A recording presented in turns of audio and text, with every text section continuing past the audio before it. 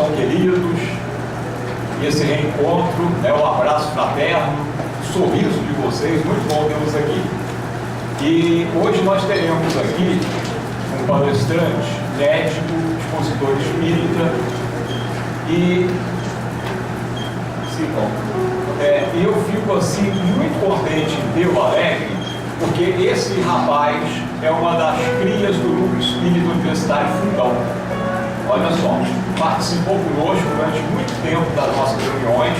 Ele está lembrando que esteve aqui quando nós fizemos o estatuto do Núcleo Espírita Universitário, que nós nos reunimos exatamente aqui nessa mesa. Olha só, quanto tempo, né, André? Quanta coisa já construída, graças a Deus. Então, o Núcleo Espírita Universitário deve muito a essa rapaziada, esses jovens, principalmente o Paulo Baita, o mais jovem dele.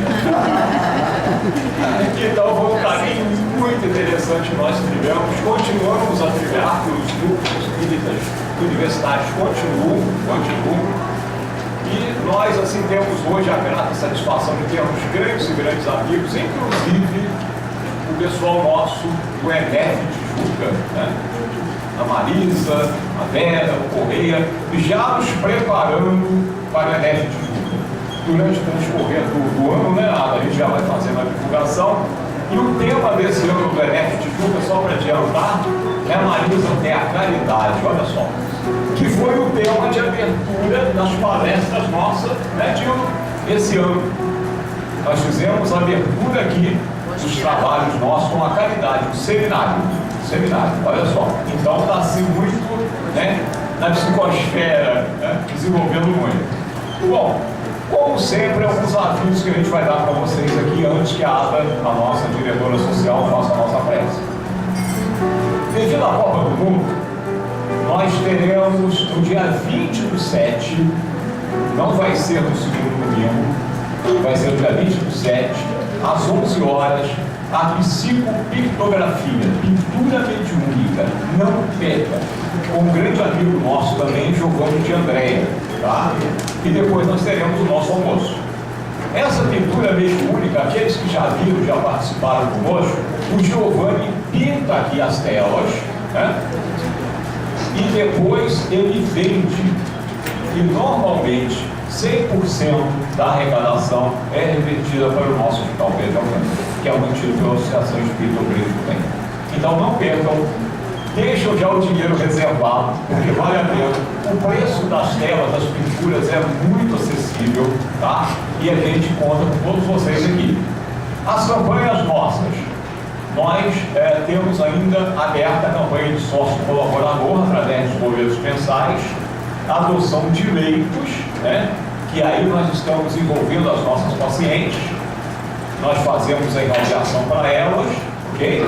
E essa doação é feita meio salário mínimo. Então a gente recomenda a vocês, quem quiser adotar um leito, que faça um grupo e adote. Agora, o sócio colaborador é a partir de R$15 apenas, ok? A gente precisa sempre de alimentos não perecíveis, material de higiene e limpeza, e a nossa necessidade maior hoje é sustagem para nossos pacientes. Nós estamos comprando sustagem. A ADA aqui necessita de voluntários, quem pode assim disponibilizar algumas horas por semana para ajudar aqui na casa em várias atividades. E nós temos, foi até solicitado que a gente refizesse o chamado amigo para essa campanha, e nós estamos precisando construir uma rampa aqui no Hospital Pedro de Alcântara. Então a gente está lançando essa campanha, ajude o Hospital Pedro de Alcântara a ter a sua rampa, e que nós possamos subir a rampa do Hospital Pedro de Alcântara. A gente não sobe aqui em Brasília, mas sobe aqui, ok, gente? Não nos deixem sem a nossa rampa. E nós temos aqui, para encerrar, a rifa de uma máquina fotográfica, uma filmadora Finipex S8200. Essa vale a pena, R$7 apenas. E depois aqui da palestra do André, nós teremos o nosso coral, Esperança e Vida aqui do nosso hospital, a prece com a nossa querida amiga, e depois então o nosso almoço, R$18. E quem quiser, adquira casadinho com doce, R$20. Tá bom? Eu trouxe R$3, então faz o quadradinho sair a R$20. A Vera então vai fazer a nossa prece de encerramento depois do nosso horário. Tudo ok então? Sem mais delongas, a Ada vai fazer a nossa prece de abertura dos trabalhos. Então, meus irmãos, nesse momento é que nos encontramos reunidos, vamos buscar Jesus, o nosso querido irmão, para que possamos ter paz e equilíbrio, para que possamos, Senhor, aproveitar essa palestra da manhã, colhendo os ensinamentos que necessitamos para nos exercitar, para aprendermos a amar, para praticarmos a caridade em benefício dos nossos irmãos que precisam mais do que nós. Pedimos, Senhor, a sua proteção e a sua orientação para todos nós. Mas principalmente, Senhor, nos lembrando nesse momento das nossas queridas irmãzinhas que se encontram aqui internadas, irmãs nossas, que precisam de harmonia, de paz, precisam do mundo amigo, muitas vezes, Senhor. Por isso, pedimos que nos dê força e equilíbrio, que nos encaminhe os voluntários necessários para continuar essa obra de amor. E que hoje, Senhor, nessa oportunidade, possamos colher os benefícios que precisamos e que possamos também, Senhor, estar aptos a ajudar os irmãozinhos desencarnados que para aqui são trazidos para aproveitar essa oportunidade para o fazimento dos seus corpos espirituais. Senhor, esteja conosco, nos abençoando, abençoando o nosso querido André, que vai nos falar nessa manhã, e que essa manhã possa se transformar em uma oportunidade para todos nós, oportunidade de amor, de equilíbrio, de aprender a praticar a caridade para a nossa reforma íntima. Muito obrigada, Senhor, e permaneça conosco agora e sempre.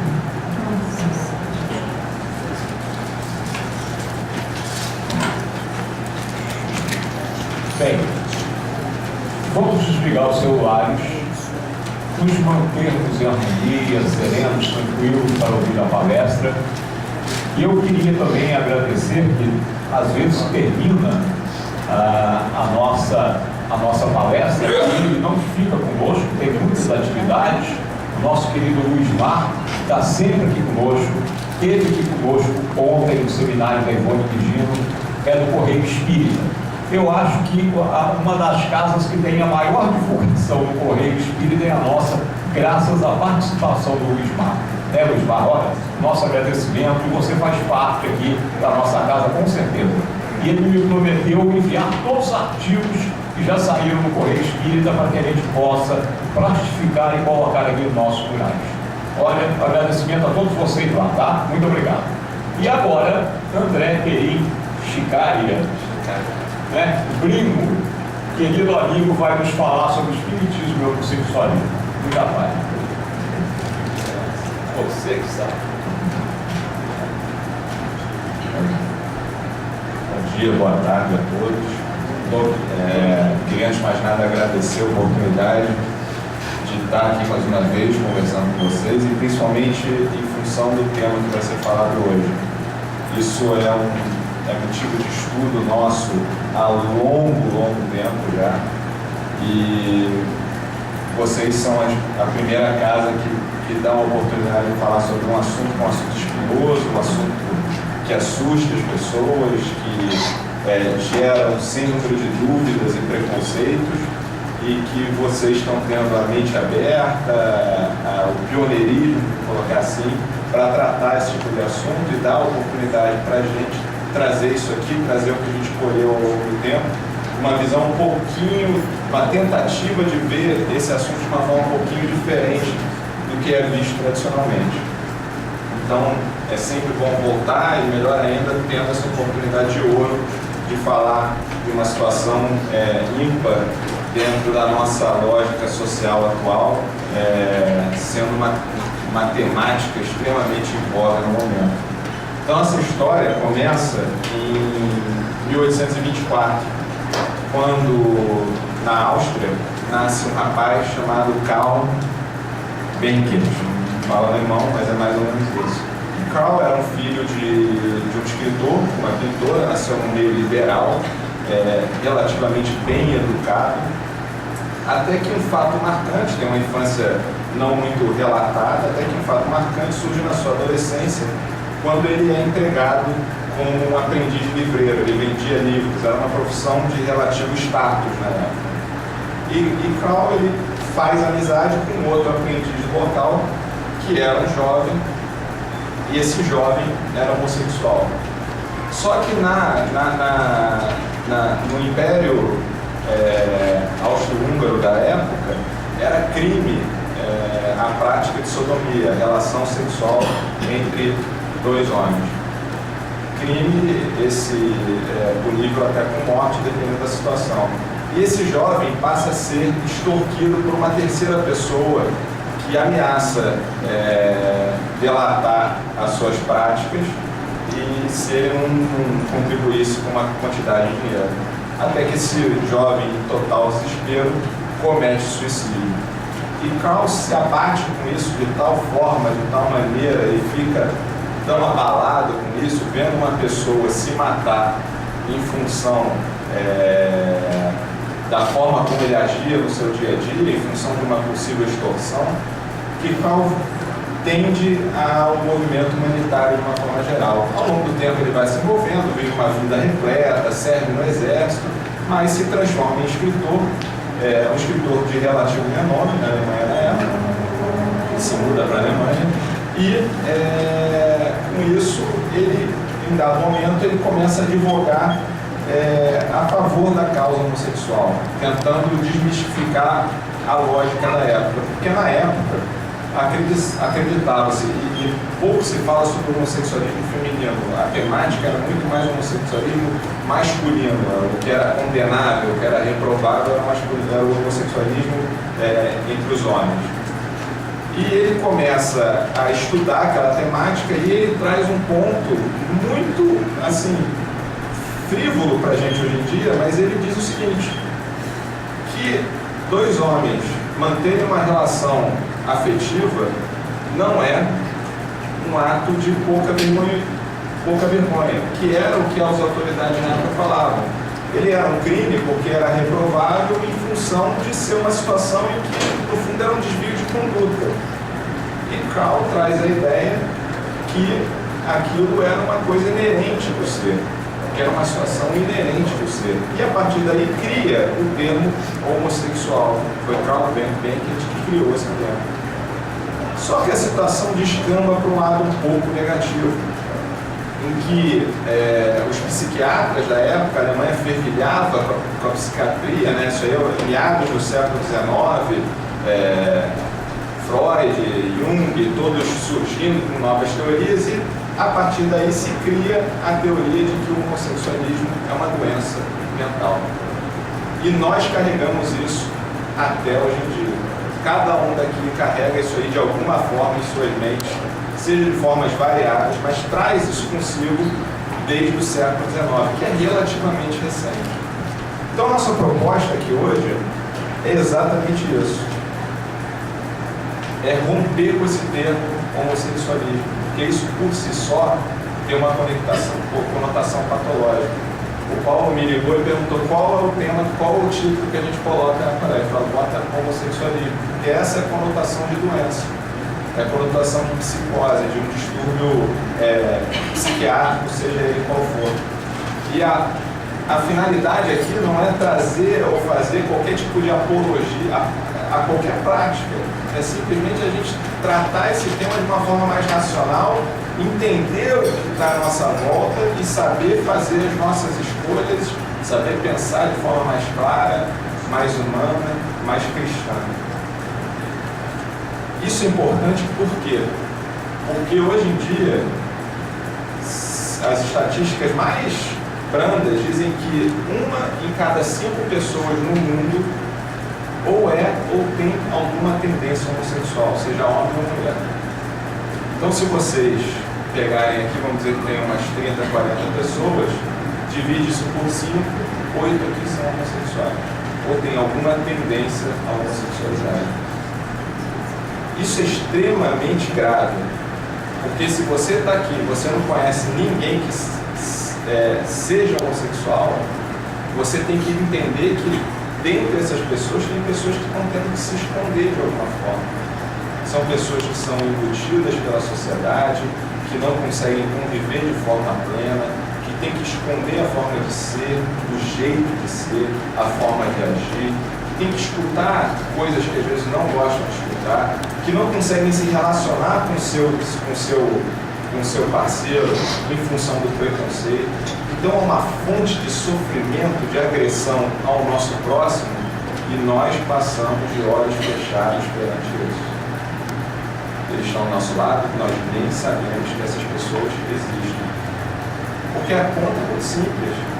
Se eu não conheço tanta gente, é 1 em cada 5, e eu não conheço essa proporção, de 2 a 1. Ou eu tenho um meio muito restrito, que pode acontecer, tá? Ou tem muita gente que está ao meu lado e que tem que se esconder. E isso é antítese de qualquer situação cristã. Nós temos que ajudar o nosso próximo, nós temos que ajudar esse nosso próximo a se impulsionar, a crescer, a melhorar, da mesma forma que ele nos ajuda. Isso é um processo de interação, senão cada um ficava no seu canto, raciocinando sobre o seu processo encarnatório. E não é assim que nós somos constituídos. Então, daí a importância fundamental do estudo desse tema, independente do caminho que isso aí vai levar, das ideias que nós vamos tirar, das conclusões que nós vamos chegar, tem que ser estudado. Até porque a gente não tem muita estatística no Brasil, mas nos Estados Unidos é visto hoje em dia que 25% dos menores de 20 anos que se suicidam, então isso 1 em cada 4 das pessoas que se matam, são homossexuais e se matam em função da opressão social. Isso aí é visto através de cartas, de relatos, da pesquisa do que aconteceu.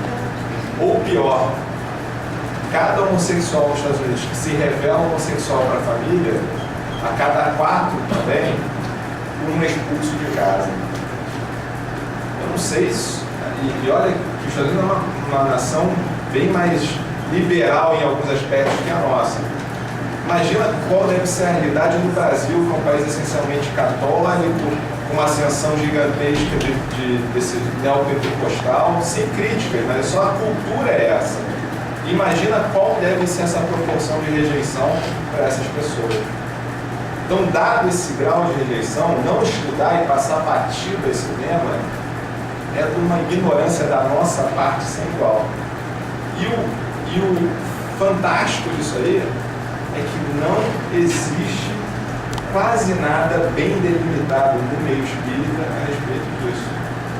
Kardec foi muito fugaz, até por causa da época. Ele já estava falando que tinha espírito batendo em madeira. Você já começa falando, não tinha jeito. Então a gente entende. Mas muito pouco é falado nos nossos livros primários a respeito disso.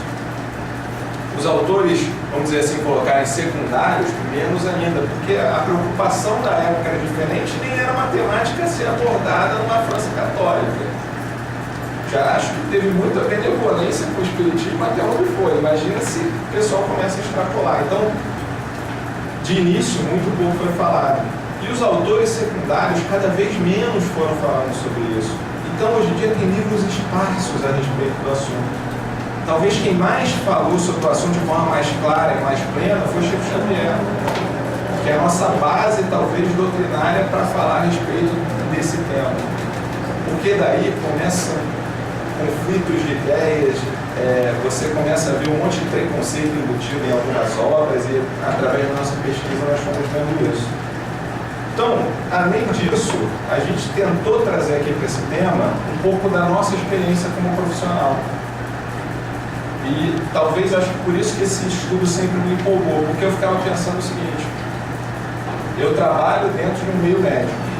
Como eu posso trazer o meio médico e tornar isso aí o mais científico possível para conseguir entender o que eu acredito? E vocês vão entender onde que eu vou chegar. Então, tudo que a gente tentou fazer aqui, a gente tentou referir a ciência pura e simplesmente ocidental, sem nenhuma crença ou fé, baseado no que estão escritos os livros, no que está mostrando a estatística, para a gente, de alguma forma, conseguir entender o que acontece. Porque o homossexualismo existe desde sempre. Existem relatos históricos desde pré-história sobre prática homossexual de alguma forma. Isso aí foi variando ao longo do tempo do que era mais ou do que era menos aceitável. Em algumas culturas era cultuado. Os maias, as culturas pré-colônia espanhola, todas elas tinham no homossexual uma figura, por incrível que pareça, até quase religiosa. Eram chamados dois homens, eles tinham uma tendência ao xamanismo, vamos colocar assim. Isso aí foi mudando de acordo com o tempo. Grécia Antiga, Roma Antiga, onde a prática da sodomia era algo completamente aceitável, louvável em algumas situações. O espartano, que era um guerreiro, ele era dever dele ter o jovem mancebo. Platão, para você ingressar na escola de Platão, você devia favores sexuais a Platão, porque culturalmente na época isso era aceitável. Com as religiões judaico-cristãs, isso aí vai se transformando.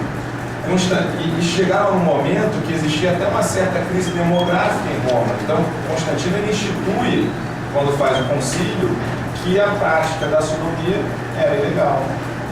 E a gente carrega isso há milênios sem saber porquê, e daí a importância de entender. Isso é tão arcaico, tão atrasado, que para vocês terem alguma ideia, aquele conceito que surgiu por Benkert em 1824 só foi ser transformado há não mais que 20, 30 anos atrás. Muito, eu não sei aqui o histórico de vocês, mas muito provavelmente. Quantos anos tem o hospital aqui? Então foi de 45 por 68. Até 75, a Associação Americana de Psiquiatria, ainda 75, isso é muito recente, a ampla maioria que já estava viva. Em 75, que eles declaram que a homossexualidade não é uma patologia. Então, muito provavelmente, os psiquiatras que trabalharam aqui, nos primórdios, eles acreditavam nisso. Para vocês terem ideia do quão recente é isso, no Brasil, só na década de 90 começa a ter um movimento, tanto do Conselho Federal de Psicologia quanto do Conselho Federal de Psiquiatria, para tirar isso aí. E só em 1990, então 25 anos atrás, isso é muito, muito recente, a Organização Mundial de Saúde retira a homossexualidade do Código Internacional de Doença. Então deixa de ser uma doença classificada pelo meio da saúde. Isso é muito, muito, muito recente. Só em 99 o Conselho Federal de Psicologia proíbe o tratamento da homossexualidade como doença. Então os psicólogos hoje em dia eles são formalmente proibidos de tratarem isso como doença. Isso é muito doido, porque se você pegar os livros espíritas que falam sobre o assunto, e são alguns, a maioria escritos por médicos espíritas da década de 70, nenhum psicografado, todos os livros teóricos, todos eles tratam a homossexualidade como uma doença grave, como um distúrbio de conduta que gera consequências perispirituais e consequências kármicas, vamos colocar assim, graves. E isso está no meio espírita. Se a gente não começar a pensar nisso aí, a gente está indo de encontro com aquilo que Kardec falou há 200 anos atrás, que quando a ciência superar a religião, siga a ciência. Porque a lógica é muito simples. Meu amigo, o que caracteriza um alcoólatra? O que diz que o alcoólatra é alcoólatra? Ele beber muito é um dos fatores só. O principal fator é ele sair do meio de convívio social dele. Ele não conseguir levar o dia a dia dele mais, ele não conseguir suprir, ele não tem mais relação social com o meio dele. Isso claro que de forma grosseira que eu estou falando, mas a grosso modo é isso aí. Porque o doente, a pessoa ser doente, é ele ter alguma coisa que de alguma forma impeça ela de exercer o dia a dia dele. Tem homossexual que é empresário, tem homossexual que é artista, tem homossexual que é palestrante espírita. Se essa pessoa está seguindo o dia a dia, o cotidiano dele de forma completamente normal e habitual, e aquela condição de vida dele, seja ela qual for, não interfere de nenhuma forma com o dia a dia dele, se você falar que aquilo é uma doença, você está indo de encontro com a lógica da medicina atual. Você está seguindo os seus preconceitos e não os preceitos da atualidade. E isso é extremamente grave e conflitante com o que Kardec fala. A gente não pode chegar agora e contradizer o átomo. Existe, está lá. Pode não ser a ponta do iceberg, pode não ser o final da luz do fim do túnel, pode ter coisa além daquilo ali. Mas a gente não pode negar o que já está documentado, o que já está dentro. E isso é extremamente perigoso, porque nós fazemos isso no nosso dia a dia, sem pensar e sem perceber. E o nosso preconceito é uma coisa extremamente louca. Quem está vendo a novela das 9 agora também? Não, fecha o olho. Quem está vendo a novela? Então, para quem não está vendo, eu vou só citar a situação. É porque o presidente do centro vai olhando e todo mundo acho que não vê novela, não assiste o programa que não deve. Enfim. Ainda bem que o Samuel está cá, né? Mas, na novela atual, existe um casal, tá? Um casal heterossexual, casados há um tempo, tem um filhinho, etc e tal. E a esposa, ela começa a ter um relacionamento com uma fotógrafa, uma mulher, tá? E ela pega e chega para o marido e fala o seguinte: eu estou apaixonada pela fulana de tal.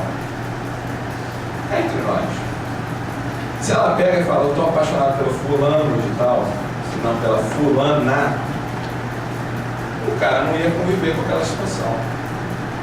Porque até a traição entre mulheres, dentro da lógica, é completamente aceitável. E assistindo um programa também de autocunho intelectual, na Maria Braga, outro dia, a gente estava vendo, e eles falavam o seguinte: tinha uma pesquisa popular e ninguém reprovava o relacionamento das duas mulheres. Então, não existia, a lógica era tão deturpada como se não existisse falta de fidelidade em função da homossexualidade envolver duas mulheres. Vocês conseguem perceber o absurdo disso aí? Mas isso porque a gente carrega esse preconceito.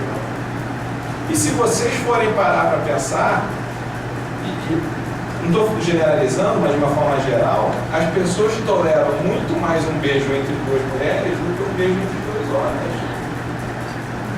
É um fetichismo louco e uma lógica absurda. E se você for botar lógica por trás disso aí, você vê que não tem sentido.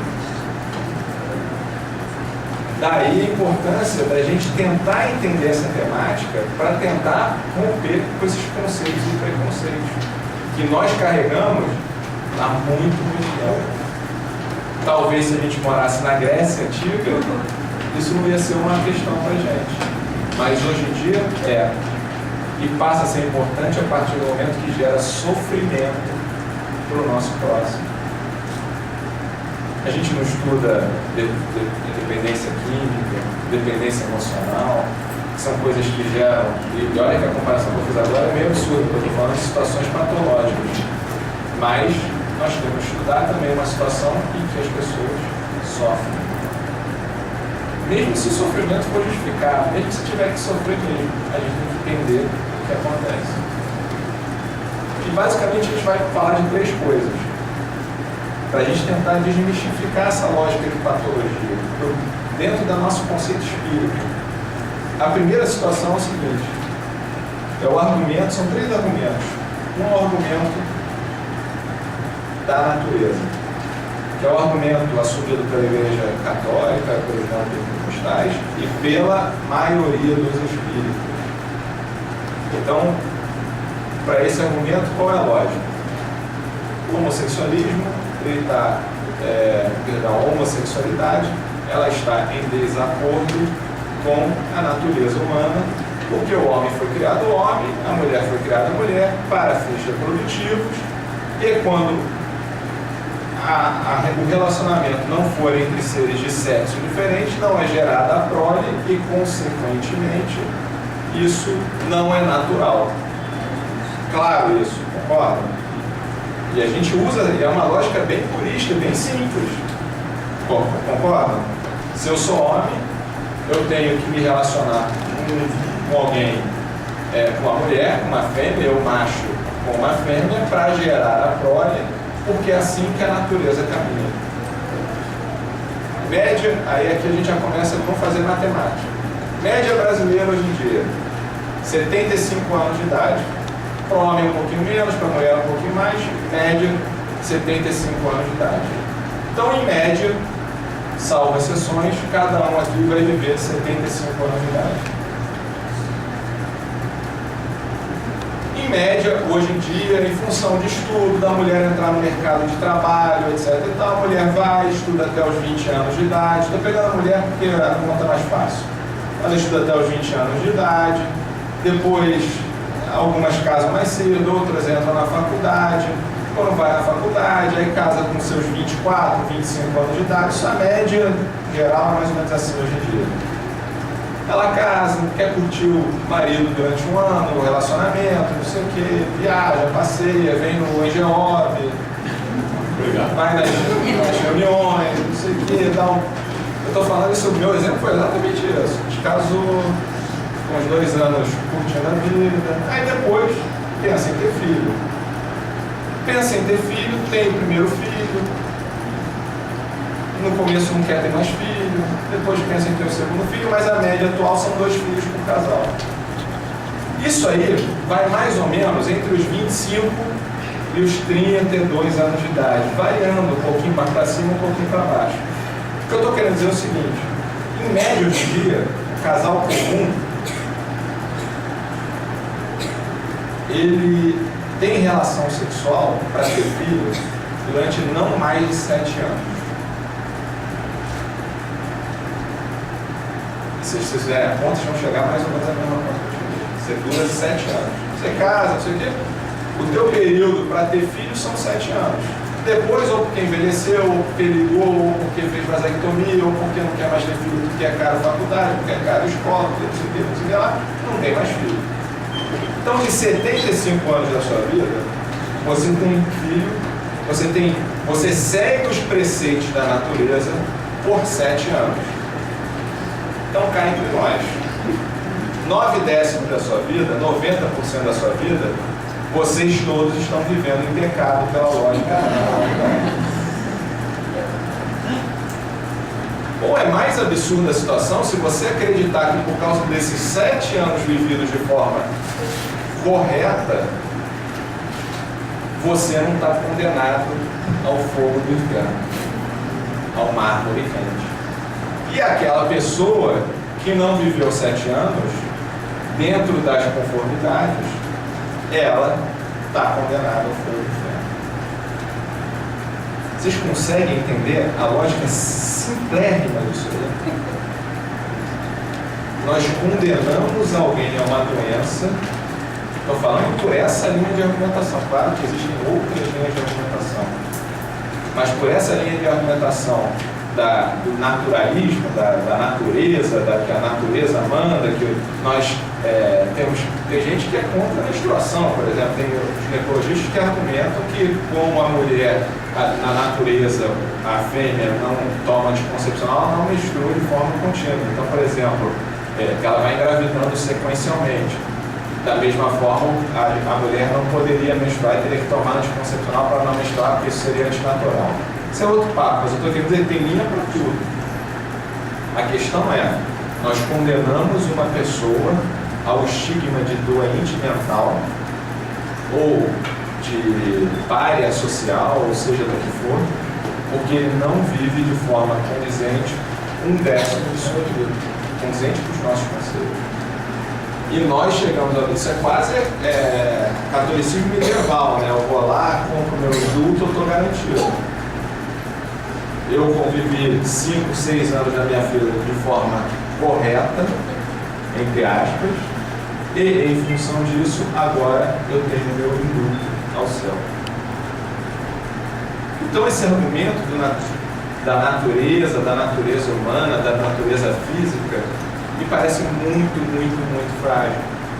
Da mesma forma que você pegar uma pessoa casta, como o Chico, que não se relacionou, não teve relacionamentos amorosos, você também está dizendo que ele está indo de encontro ao que a natureza manda. Onde ele, no fundo, direcionou apenas as suas energias, os seus esforços, as suas vontades, por uma questão de circunstancialidade, seja pelo motivo qual for, ele não se casou, teve filho, seja qual for. Então a gente condena os dois lados. Porque aí a gente tem que começar a assumir que só o cara ou a mulher, se ela não se relacionar com alguém do sexo oposto, ela está condenada. Ou chegar ao mais absurdo. Então quer dizer que aquele senhor de família que vive aquela vida, e casos assim existem, vive aquela vida encruada de família, se negando, não saindo do armário, vamos colocar assim.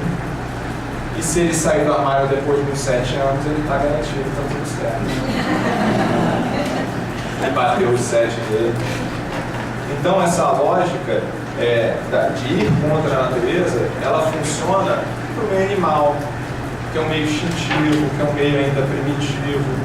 Nós, seres humanos, temos um sem número de opções a conduzir e a guiar as nossas vidas completamente distintas.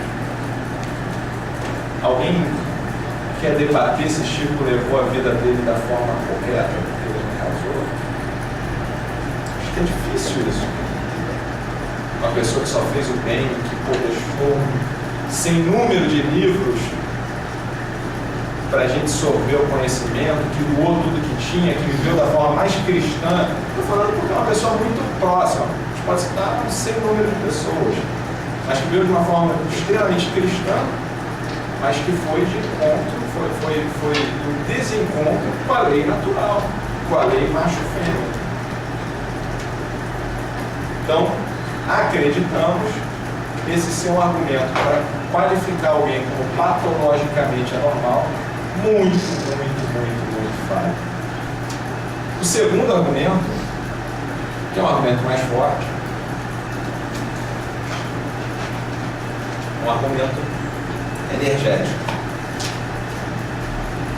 E nesse argumento que eu tento trazer um pouco da medicina atual para a gente tentar entender e compreender essa situação.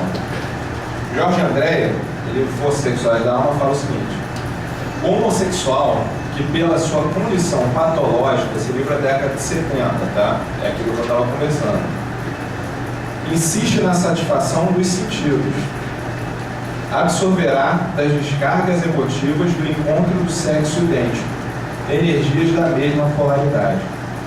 E o argumento aí é muito simples. Alega-se que o homem traz uma energia sexual positiva, vamos colocar assim, e a mulher negativa, não no sentido de depreciação. E esses polos se desencontrariam de alguma forma, e isso aí geraria consequências. Tá? Que é um argumento muito utilizado pelos orientais.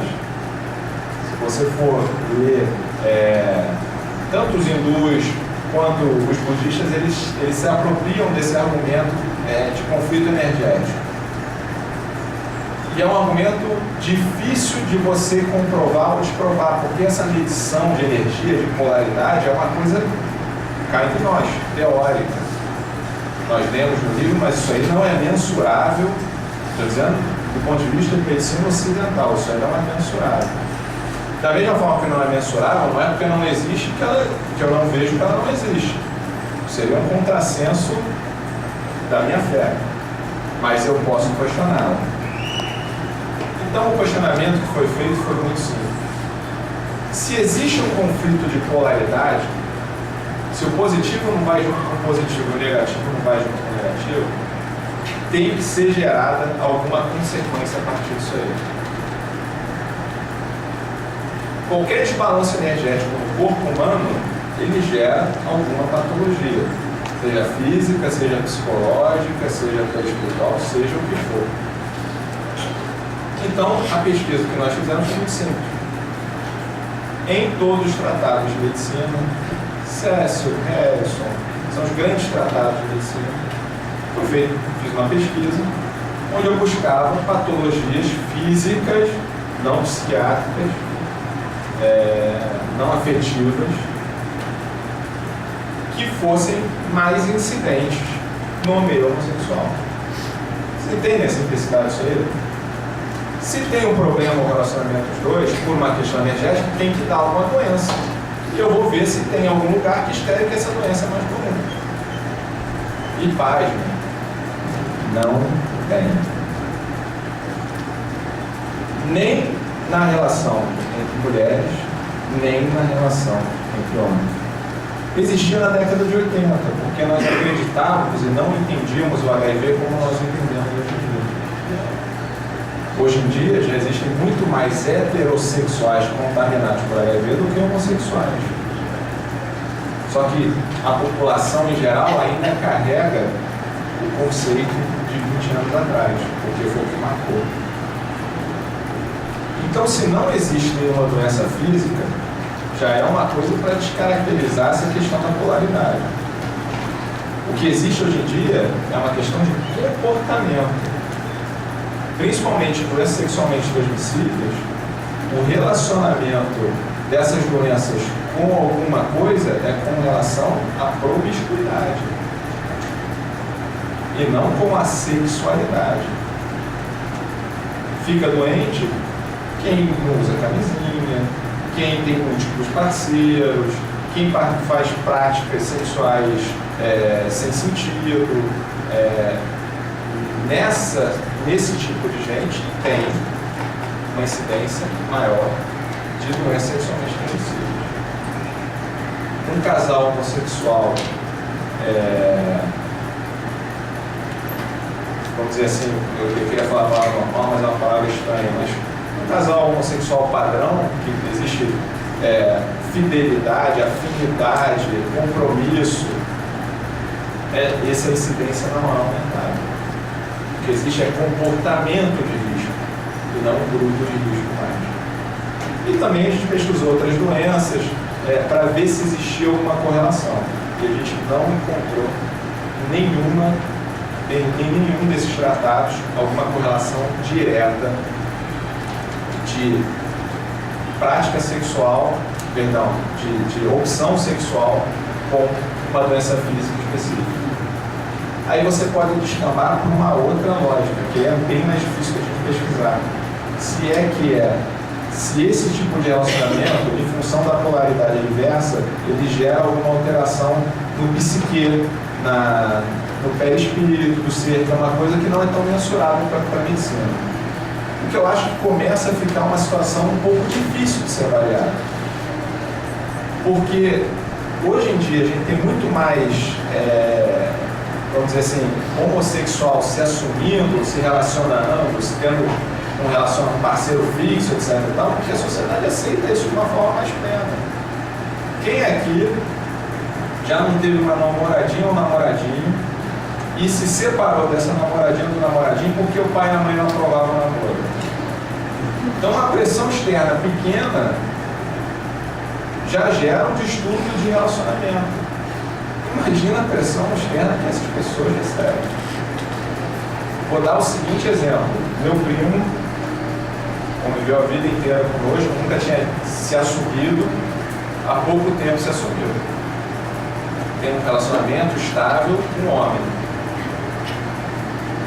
A família inteira reprova. A Família espírita, hein?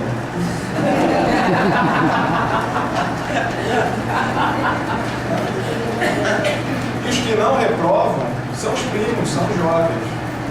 Porque a mentalidade já está diferente. Não é porque as pessoas que reprovam são ruins, mas elas carregam aquela coisa do passado.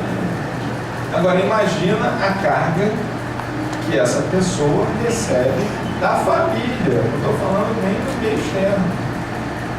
Então aquela história que o relacionamento homossexual não durava, porque a afetividade é impossível, entre nós, não é a afetividade que é impossível. Você pode ter afetividade com o cachorro, e o polo, nem sei que polo é o cachorro.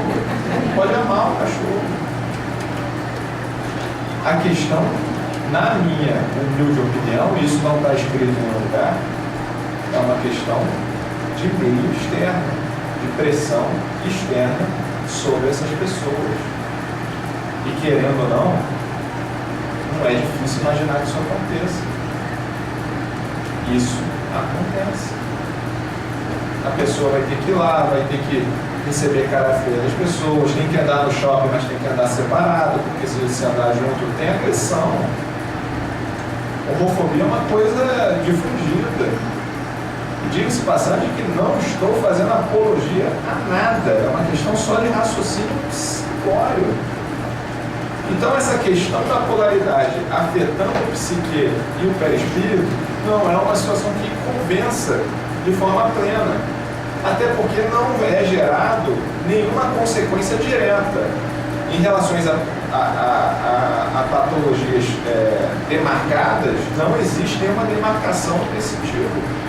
Pelo contrário, não se caracteriza em nenhum sentido mais em meio de saúde a homossexualidade como doença em nenhum sentido, ou como predisponente ou alguma doença. O que caracteriza a doença, isso quando a gente fala em doença sexualmente transmissível, é grupo de risco. É prática de risco. Não existe grupo de risco, não é fulano de tal que estão mais sujeitos a essa ou aquela situação, mas sim a forma como age, a forma como interage. Então esses são conceitos para a gente trazer, para, na minha opinião, quebrar essas duas lógicas que a gente carrega com a gente de alguma forma. Várias pessoas aqui, se não todos, devem ter entrado por essa porta com esse conceito, pelo menos se não claro, mas pelo menos subjetivo, de polaridade. E se os dois, e existem inúmeros relatos de dois homens que tiveram um relacionamento vida toda, produzindo ativamente, produzindo do ponto de vista humano, materialista, trabalhando, adotando uma criança, cuidando, seja como for, viveram felizes para sempre até morrer. E como é que a gente explica por que esses sujeitos não tiveram problema aí no meio do caminho? E se falar que o perispírito está afetado, que karmicamente ele está afetado de alguma forma, a gente só vai poder entender isso no nosso desdobramento aí, ou se alguém de confiança vier relatar isso do espírito de alguma forma. Diga-se de passagem que até hoje não foi visto, a não ser alguma coisa por Chico. E é aqui que a gente entra agora. Porque a nossa sexualidade, ela pode ser dividida de três formas. Nosso sexo biológico, todo mundo aqui, salvo algumas patologias, nasce com sexo biológico determinado, nasce homem, nasce mulher, com uma genitália determinada, isso vai se desenvolver ao longo do tempo, com várias rotinas hormonais, mas com sexo biológico definido. Você não está definindo na hora, o tabelião define lá na hora, né? Mas está definido. Esse é o nosso sexo biológico, é a situação teoricamente imutável até para quem é um travesti, porque por mais que ele transforme o corpo dele, a entranha, os miúdos serão sempre masculinos. Outra situação que nós temos é nosso papel sexual, que é isso que a sociedade impõe pra gente. É dizer que o menino tem que brincar com carrinho, que a menina tem que brincar com boneco, que o menino tem que jogar bola, que o menino não pode brincar de casinha, que a menina não sei o que. Isso vai construindo o nosso ser. Então nós nascemos com o sexo definido, o nosso meio externo vai dizendo o que a gente tem e o que não tem que fazer. Claro que existem aptidões e afeições Grandes homens, grandes cozinheiros hoje em dia são homens, grandes mulheres são empresárias de grandes corporações. Então, isso aí, claro que hoje em dia isso vai cada vez morrendo. Nós somos uma sociedade muito mais liberal do que éramos 100 anos atrás. Mas ainda temos papéis sexuais. Duvido que alguém aqui deu para o seu filho uma Barbie quando nasceu, ou uma bola de futebol para a menina. Não é o hábito, é uma questão do papel sexual. E por fim tem a nossa identidade de gênero. É a forma como nós nos enxergamos. Eu posso ter nascido menino, ter sido criado como menino e não me identificar com as coisas que os outros homens fazem. Isso não me torna homossexual de forma nenhuma. Eu posso não gostar de futebol, posso não gostar de luta. Acho que o jovem espírita deve viver num conflito desse tipo constante, porque o papel que a sociedade impõe, às vezes não é o papel que ele gosta de seguir. Mas não vem ao caso. E dessa forma nós vamos nos direcionando enquanto vivos. E assim somos. A questão aí, e que Chico fala muito sobre isso, e recomendo a todos, quando chegarem em casa, entrarem no YouTube e procurarem o Pinga Fogo do Chico, onde fazem perguntas sobre homossexualidade com ele. Tá? Que é sensacional, tem só 50 anos, mas é sensacional. E basicamente o que Chico diz pra gente é o seguinte: